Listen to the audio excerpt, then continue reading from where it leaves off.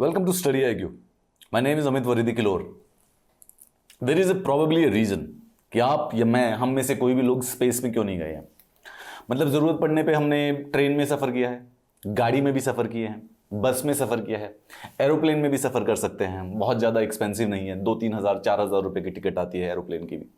तो मोर और less ship जो जहाज होते हैं उसमें भी कर सकते हैं, बोट्स में भी कर सकते हैं। जितने भी ट्रांसपोर्ट के मोड्स हैं ऑलमोस्ट हम उन सब में सफ़र कर ही सकते हैं। कुछ बहुत ज़्यादा एक्सपेंसिव है बट मोर और लेस रीचेबल है। परंतु हम में से कोई भी स्पेस में नहीं गया। स्पेस में जाने का एक तरीका होता है रॉकेट के द्वारा, रॉकेट से ही जाते हैं स्पेस में, और कोई दूसरा तरीका नहीं है। स्पेसशिप चाहिए कोई। Definitely, the only reason, as far as we can guess, is that the first reason. Basically, वैसे कई रीजन है, हो सकता है कुछ लोग इतना बड़ा रिस्क ना लेना चाहें क्योंकि space flight is always risky, but the maximum reason is it's expensive, very very goddamn expensive. Goddamn expensive का मतलब कि एक जो स्पेस फ्लाइट है अप्रोक्सीमेटली $100 मिलियन, ऊपर नीचे थोड़ा, एक्चुअली में नीचे नहीं सिर्फ ऊपर ही, $150 मिलियन, $200 मिलियन। अब $100 मिलियन होते हैं 700 करोड़ रुपए के करीब। एक फ्लाइट पे लगे कि 700 करोड़ रुपए का खर्चा। None of us can actually, even the billionaires जो हैं वो भी बेसिकली नहीं कर पाएंगे इतना ज्यादा expense just for one single flight. जाते ही गए और वापस आए और 700 करोड़ रुपए खत्म। Recently, space flight has traditionally been a government-led activity and it has never been cheap. वैसे यहां पर चीप का मतलब कुछ और है। अगर ये $100 मिलियन का जो पर स्पेस फ्लाइट का खर्चा लगता है, अगर ये बाई चांस से $40 मिलियन भी हो जाए तो वो भी चीप ही मानी जाएगी। यानी जो 700 करोड़ रुपए की चीज है, अगर वो 100 करोड़ रुपए में आने लग जाए तो वो भी चीप हो जाएगी, right? And from the last, जब से हमने 1960 में रशिया और यूनाइटेड स्टेट्स ऑफ अमेरिका की जो स्पेस रेस लगी थी, उसमें जब से स्पेस फ्लाइट्स स्टार्ट हुई हैं, the space flight has actually been traditionally been getting expensive. और 2 या 3 बड़े कंट्रीज हैं जो कि स्पेस फ्लाइट की कैपेसिटी रखते हैं। एक तो यूनाइटेड स्टेट्स ऑफ अमेरिका है और दूसरा प्राइमरली रशिया के बारे में बात की जा सकती है। यूनाइटेड स्टेट्स ऑफ अमेरिका, एक उनका स्पेस प्रोग्राम चलता था जिसके अंदर वो स्पेस शटल यूज किया करते थे। स्पेस शटल, 4 स्पेस शटल्स आपको मालूम होगा, एंडेवर, डिस्कवरी। उसमें से एक स्पेस शटल जब वापस एटमॉस्फेयर में एंट्री कर रहा था तो उसमें हमारे इंडियन ओरिजिन कल्पना चावला जो एस्ट्रोनॉट्स थी, उनकी मृत्यु भी हुई थी। वो कहानी आपको जरूर पता होगी। उसके बावजूद भी, इतनी एक्सपेंसिव होने के बावजूद भी, स्पेस जो है, स्पेस की जो फ्लाइट्स है वो बहुत रिस्की है। स्पेस फ्लाइट्स को कम या चीप करने का, या इसकी कॉस्ट कम करना बहुत ज्यादा जरूरी है स्पेस फ्रंटियर को तोड़ने के लिए। If you think about it, तो आप नोटिस करोगे कि 1969 में हमने मून पे कदम रख दिया था ह्यूमैनिटी ने, लेकिन उसके बाद धीरे धीरे 1972 के बाद जो मून के जो मिशंस थे उनको भी छोड़ दिया गया। मार्स पर जो कदम रखने की बात थी उसको भी छोड़ दिया गया। And in last 40 to 50 years no further space exploration has taken place. Generally technology के साथ ऐसा नहीं होता है। जनरली अगर हम देखें, जो टेक्नोलॉजी है वो मोर और मोर लेस चीपर होती जाती है। भाई जो मोबाइल फोन पे, जहां पे आउटगोइंग और इनकमिंग कॉल 32 रुपए और 16 रुपए की इनकमिंग हुआ करती थी, वो घट के आजकल ऑलमोस्ट फ्री के लेवल पर हो चुकी है। सबके पास जो फोन्स पहले इतने एक्सपेंसिव होते थे कि सिर्फ और सिर्फ अमीर लोग ही उनको खरीद सकते थे, आज बेसिकली यूबिक्वियस हो चुके हैं and almost everybody has a smartphone. Feature phone की भी बात नहीं, ऑलमोस्ट 60 से 70 करोड़ जनता के पास स्मार्टफोन्स हो चुके हैं। यानी टेक्नोलॉजी वैसे तो यूजुअली बाकी हर जगहों पर देखेंगे तो टेक्नोलॉजी होती रहती है सस्ती, पर स्पेस एक्सप्लोरेशन में ऐसा नहीं हुआ। स्पेस फ्रंटियर को अगर तोड़ना है, स्पेस फ्रंटियर में बेसिकली हमें स्पेस एक्सप्लोरेशन को आगे बढ़ाना है, तो जो हमारी सबसे बड़ी हर्डल है कॉस्ट की, यानी कि स्पेस फ्लाइट की कॉस्ट की, उसको कम करना पड़ेगा। इस मुद्दे पर एक रिसेंटली एक नई डेवलपमेंट हुई है, space x. Usually space flights जो होती थी वो सिर्फ और सिर्फ गवर्नमेंट हैंडल करती थी, यानी नासा या रशियन गवर्नमेंट, इस प्रकार से। लेकिन अभी पिछले लास्ट डेकेड्स में several private players have also entered the space flight race, यानी कि वो भी स्पेस एक्सप्लोरेशन में इस समय पार्टिसिपेट कर रहे हैं, खुद के प्राइवेट रॉकेट्स बना रहे हैं। जिसमें इस समय सबसे आगे, अगर आपने नाम सुना है, is the company space x. Now space x is obviously founded by the Elon Musk, जिन्होंने टेस्ला भी फाउंड की थी। इस समय आप जो फोटो देख रहे हैं, ये जो एक एक्सपेरिमेंट था, बेसिकली इलॉन मस्क का एक रॉकेट लॉन्च होना था, उसमें उन्होंने अपनी खुद की एक टेस्ला गाड़ी को बेसिकली स्पेस में लॉन्च कर दिया था। So this is the scene that SpaceX is going to reuse SpaceX rocket to launch astronauts for the first time. यानी आज से पहले जो भी एस्ट्रोनॉट गए थे वो हमेशा एक नए रॉकेट पर जाते थे। स्पेस एक्स का कॉस्ट को कम करने का तरीका वो ये है, रीयूज, रिसाइकल एंड रिपीट। यानी कि किसी चीज को जो रॉकेट है, जो कंटेनर्स हैं, जो वो मटेरियल यूज कर रहे हैं, उसको अगर हम और ज्यादा बार रीयूज कर सकेंगे तो कॉस्ट कम आ जाएगी। आप सोच के देखिए कि आप कहीं पर जाएं एक जगह पर, दिल्ली से चंडीगढ़ तक आप एक गाड़ी लेते हैं, 10 लाख रुपए की गाड़ी है, और चंडीगढ़ जाके आपने वो गाड़ी छोड़ दी। अब उसको चंडीगढ़ से वापस आने के लिए आपको नई गाड़ी की जरूरत। अगर आपकी हर जर्नी पर एक नई गाड़ी लगेगी तो कितना खर्चा हो जाएगा। यही होता था स्पेस एक्सप्लोरेशन में। The key here is that कि जैसे जैसे रीयूज करते जाएंगे, सो जो स्पेस फ्लाइट $100 मिलियन की पड़ती थी, लेकिन सपोज कीजिए कि इसी के रॉकेट्स को दोबारा से अगर यूज कर लिया जाए, द सेम स्पेस फ्लाइट अगर ये 2 फ्लाइट कर देती है तो next one will be $60 million. तो यानी कि 2 का खर्चा हो गया 80, यहां पर $20 मिलियन एक बारी में ही कम हो गए। अगर इसी से तीसरी फ्लाइट भी हो गई जो कि फिर से $50 मिलियन की पड़ेगी, that way the cost will come down and down. This is what SpaceX is trying to do. Basically उन्होंने एक सिंपल इकोनॉमिक का कॉन्सेप्ट लगाया कि स्पेस एक्सप्लोरेशन इसलिए एक्सपेंसिव है कि जितनी भी ज्यादा आप जब भी रॉकेट पर जाते हैं तो पूरा का पूरा जो रॉकेट है, पूरा का पूरा जो उसका इंफ्रास्ट्रक्चर है, वो बिल्कुल नया फ्रॉम द स्टार्ट बनाना पड़ता है। The way to bring down the cost is to reuse and recycle the rocket components. और रॉकेट कंपोनेंट्स को जितना ज्यादा यूज किया जाएगा उतना ज्यादा बेसिकली कॉस्ट कम होती रहेगी।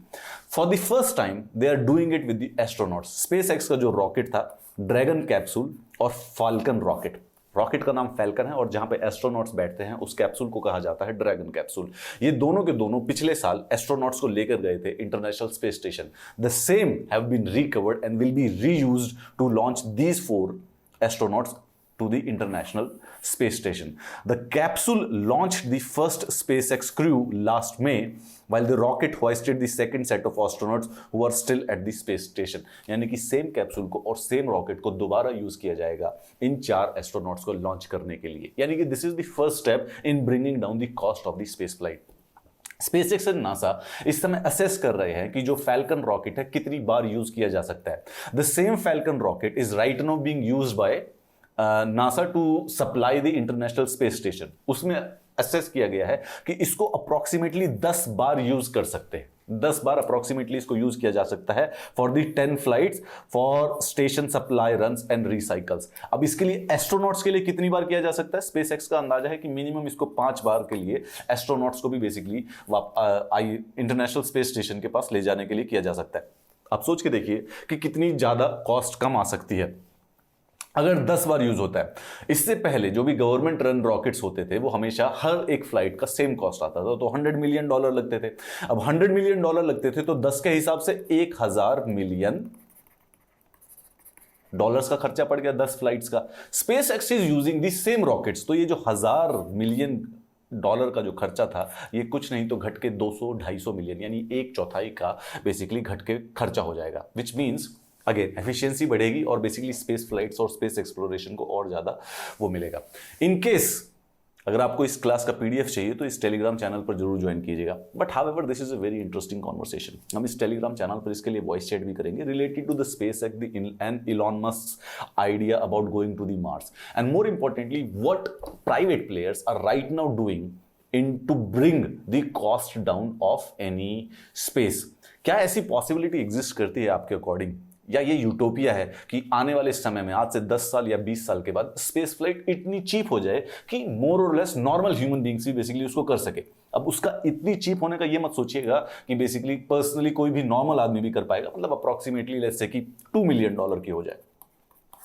$2 मिलियन अप्रोक्सीमेटली 15 करोड़ रुपए हो गए, right. $2 million is when in relation to the space flights is tremendously cheap. जो चीज आज 700 से 1000 करोड़ रुपए की पड़ रही है, अगर वो चीज 15 से 20 करोड़ रुपए की हो जाएगी तो आप अंदाजा लगा सकते हैं कि वो कितनी ज्यादा चीप हो गई है। This is what the idea, this is what the dream of SpaceX is. SpaceX कहते हैं कि वो उनके जो प्लान्स हैं they can bring the cost of the space travel down to 99%। मतलब कि इस समय जितना लग रहा है उसकी 99% कॉस्ट पे वो स्पेस फ्लाइट्स रन कर सकते हैं। How successful they will be वो तो आने वाले हमें इस डेकेड में पता ही चल जाएगा। अब आप सोच के देखिए, जो रशिया का सोयूज रॉकेट है जो कि 2011 से लेके 2017 तक United States of America use कर रहा था, मैं इसके बारे में बता देता हूं। I tell you something about it. देखिए 2011 तक United States of America space shuttle use करता था इंटरनेशनल स्पेस स्टेशन पर जाने के लिए। 2011 में जो स्पेस शटल प्रोग्राम था उसको बेसिकली बंद कर दिया गया। तो बेसिकली पूरे के पूरे वर्ल्ड में सिर्फ और सिर्फ रशिया के जो सोयूज रॉकेट्स हैं was the only one way to go to the space and come back. ठीक है, तो पिछले 2011 से लेके 2017 तक यूनाइटेड स्टेट्स ऑफ अमेरिका को अगर कोई सप्लाई किसी को भी बेसिकली, चाहे नासा हो, चाहे जैपनीज एजेंसी हो, चाहे यूरोपियन स्पेस एजेंसीज हो, वो सब के सब यूज कर रहे थे सोयूज रॉकेट को। अब 2011 से 2017 तक सोयूज के ऊपर एक एस्ट्रोनॉट की सीट का खर्चा आता है अराउंड $75 मिलियन से लेके $125 मिलियन, डिपेंडिंग ऑन अलग अलग चीज की रिक्वायरमेंट होती है। सैटेलाइट पहुंचाने के ऊपर भी कुछ इसी प्रकार का खर्चा आता है। In 2017 SpaceX started its own space program, जिसमें बेसिकली नासा ने उनको कॉन्ट्रैक्ट दिया स्पेस स्टेशन के पास सैटेलाइट्स लॉन्च करने का और स्पेस स्टेशन पर सप्लाई भेजने का। And last year they were also successful in taking astronauts. अब वो एस्ट्रोनॉट्स को भी बेसिकली वहां पर पहुंचाने में साबित हो चुके हैं। तो इस समय जो यूनाइटेड स्टेट्स ऑफ अमेरिका की रशिया पर डिपेंडेंस थी वो मोर और लेस खत्म हो चुकी है। Now they are using private players and they are coming more. SpaceX का आइडिया ये है कि they will actually bring the cost down from 75 to $125 million से 50% कॉस्ट को कर देंगे, यानी नासा के लिए पर्सनली, गवर्नमेंट के लिए चीपर रहेगा within 2 to 3 years। And then they also plan to commercialize the space flights, bringing the cost further to down. So YouTube video के नीचे कमेंट्स में मुझे ये बताओ, how do you think, is it even possible, या ये थोड़ा सा यूटोपियन और हाइप्ड आइडिया है? Is Elon Musk actually selling a dream, a pipe dream, और या फिर एक्चुअली में ये बात पॉसिबल है? आखिर पिछले 50 साल में गवर्नमेंट जो थी, नासा जो यूनाइटेड स्टेट्स ऑफ गवर्नमेंट है, रशिया, ये सब अगर कॉस्ट को डाउन नहीं कर पाए, why and how the private, जिनका एक्चुअली में फोकस कमर्शलाइजेशन में प्रॉफिट के लिए होता है, will be able to bring the cost of the space flight? We'll discuss this in our Telegram group. So do join the Telegram group for that voice chat and also for the PDFs of the classes and the notifications of the other classes.